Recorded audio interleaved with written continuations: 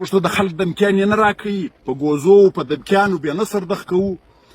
سجان راغلي دي، ټلیفونان راغلي دي، سته څله ده د کمانډرانو د ظالمانو خلاف دا رنګه غږ ما وروره د اصلاح په نیت غږوږو چې مه کواسته، کلمې وایسته، پښتانه ساسته، مسلمانان ساسته. دا کم ژوند دی چې بل روز ماغزه پر روډ پراته وي، د دریم لا پته نشته چې په کومه ادرک یې پټ کې. شهیدان خدای څه خوند کوي چې بیا انقلاب راشي.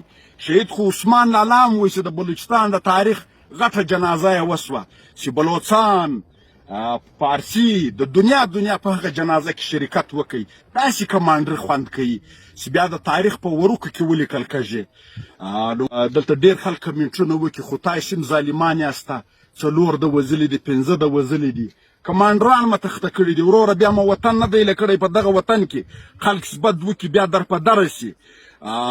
موږ د ظلم خلاف که زما و عزت زما و ناموس ته څوک ودرېدی، 5 نه 5 زره نور وزنم سمه وسوئ، قدرت مو لرئ که مو نه لرلی بیا به زه هم مینې ټیټ سر ګرځم. خو دلته چې زموږ ستاسې وطن له همسایه راشي، ستړی همسایه، بیا زموږ دغه د علاقې بلک زاده او سردارزاده غوړي مړیانې په خوري، بله ورځ تربور و ترله و کام و کریب علاقه په بې عزته کوي. نو موږ پر داسې مشرانو نالت یایو. موږ له همسایه رالی ترکان سلیمان خیل وی له ډیره اسماعیل خانه بد یې کړي وو، برځې دلته مستي شروع کړه، بدماشي له خلکو سره په عشرو تلې ابغواوې یې کولې، کډم کوي. مال وروره ته مستي له راغلی که پناه له راغلی، په کار دی چې یو همسایه راشي بیا هغه د همسایتوب په دایره کې دننه ژوند تر کړي، نه مستي. که هغه زموږ ستاسې ملکان بیا غوړي مړیانې په خورو، نو پر داسې ملکانو، پر داسې سردارانو، پر داسې مشرانو موږ نالت یایو چې دوی ظالم سپوټوي بیا تربور و ترله په بې عزته کوي. نو په دمکیانو مال وروره په دمکیان یې نصر کړي، راسي میدان چې په میدان کې سره کش کړو، چې بیا زه ستاسې غول و ماغزه سره در ګډوم که نه در سر ګډوم.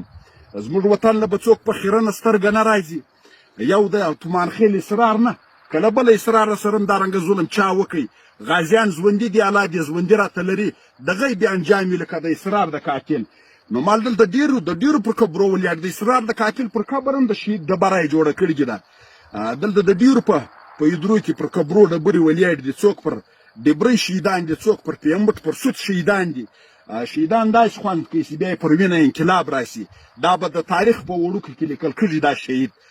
نو موږ یاسته کمانډري کواسته، داسې ننګ وکاسته، داسې غیرت وکاسته چې بیا سهار د تاریخ په وړوکو کې ولیکل کېږاسته.